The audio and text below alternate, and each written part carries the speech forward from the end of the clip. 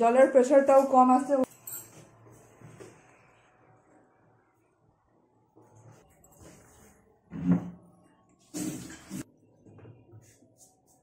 দেখুন ম্যাডাম, হ্যাঁ বাংলায় বলবো?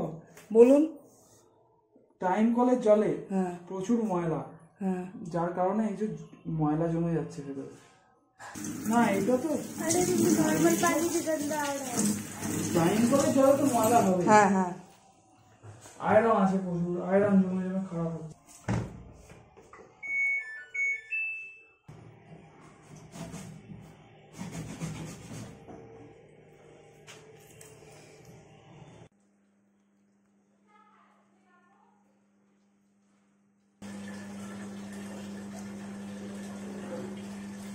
আচ্ছা, জল ওই আয়রনটা জমে গেছিল সেই জন্য স্লো আসছিল না?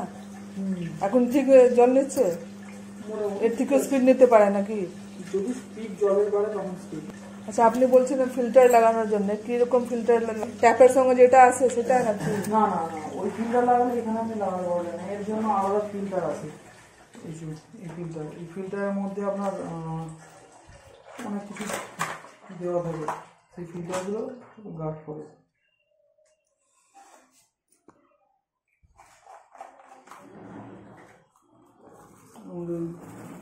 অনেক কিছু দেওয়া আছে, সেডিমেন্ট সব গার্ড করে, আয়রন সেখানে যেমন ওখানে লাগানো রয়েছে, এটা এর মধ্যে লাগবে, এখান থেকে বাকিটা আসবে, জলটা আসবে। কিরকম এখান থেকে এটা 850 টাকা দাম আছে। অনেক সময় পাস হয়ে গেল, বুঝতে পারলেন? ডায়াগনোসিস রেজাল্ট পাস, এটা আমাকে সাবমিট করতে হবে ওখানে, তবে আপনার মেশিনটা যে প্রবলেম সলভ হয়েছে সেটা সিস্টেমে দেখাবে। এখন কি কাজ করলেন আপনি? আমি মেশিনটা চেক করলাম যে আপনার কোনো মেশিনের প্রবলেম আছে না। হ্যাঁ ঠিক আছে, কোনো প্রবলেম থাকলে সেটা এখানে দেখে ডিরেক্ট করে দেবে। একদম তাই। এটা হচ্ছে নরমাল, আপনি ডেইলি যা কাপড় জামা আছে সেগুলো নরমালি দিয়ে কাচবেন। 1 নম্বরে তো খুব টাইম নিয়ে নেয়, তো 2 নম্বরে টাইম তো নেবে। 2 নম্বরে দিলে 15 মিনিট, কিন্তু 2 নম্বরে আপনি 2 থেকে 3টের বেশি কাপড় জামা কাচতে পারবেন না। আপনার কেন এগুলো সব আলাদা আলাদা করে দিয়েছে, এই কারণেই তো। আপনার ডেলি যা আছে জামা কাপড় একে দিয়েই কাচতে হবে।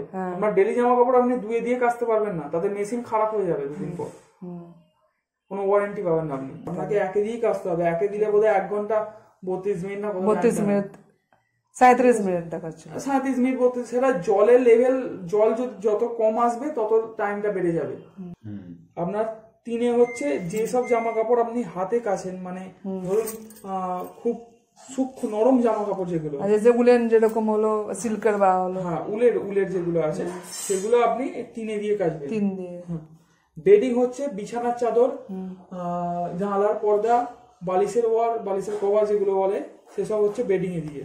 বেডিং মানে বিছানার চাদর, ব্ল্যাঙ্কেট, এসব এইসব আর পর্দা যেগুলো ভারী, এতে জিন্সের জামা কাপড় যেগুলো আছে সেগুলো আরো বেশি ভারী হয়, তার জন্য জিন্স বলে একটা অপশন দেওয়া রয়েছে। এটা কি আলাদা জিন্স? যদি আমি একসাথে 2-3 কাপড় আরো আছে, দেখুন নরমালের মধ্যে যদি একটা জিন্স থাকে কোনো প্রবলেম হবে না, যদি আরো বেশি জিন্স হয়ে যায়, জিন্সের কোয়ান্টিটি বেশি হয়ে যায়, 3-4 জামা কাপড় সবই হয়, তো ওগুলো যখন বেশি হয়ে যাবে আপনাকে তখন জিন্সে দিয়ে কাচতে হবে, কারণ জিন্স এমনি ভারী, সেটা জলে ভিজলে আরো বেশি ভারী হয়ে যায়।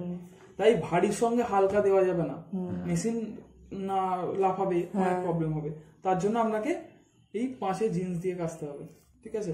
এনার্জি সেভিংটা আপনি তখনই চালাবেন যখন আপনার ধরুন ডেলিও আসে, দুটো যে জামা কাপড়গুলো ময়লা কম আছে, আপনি পরেছেন কিন্তু সেগুলো ময়লা একদিনে পরা যেরকম ময়লা হয়নি, সেগুলো আপনি এনার্জি সেভিং দিতে পারেন। তাহলে কারেন্টটা কম খরচা হবে, কারেন্ট কনজাম্পশন এখানে কম হবে। রিনস এন্ড স্পিন, এখানে ছাদে তো লেখাই রয়েছে রিনস এন্ড স্পিন। আমি আবারও বলে দিচ্ছি, দেখুন যদি আপনি রিনস এন্ড স্পিন করতে চান বা যদি শুধু স্পিন করতে চান, তার জন্য আপনি সাথে নিয়ে আসুন, সাথে নিয়ে আসুন, কারণ আপনার অনেক কিছুই করা যায় এতে, আপনি গুলিয়ে ফেলবেন।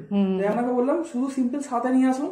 আপনার যদি মনে হয় যে শুধু ধোবো আর শুকোবো, সিম্পল চালিয়ে দিন। দেখুন এখানে এই লাইটটা জ্বলছে, এই লাইটটা জ্বলছে। আপনি যদি মনে করেন যে না আমি শুধু শুকোবো, তার জন্য আপনাকে সাথে নিয়ে আসতে হবে।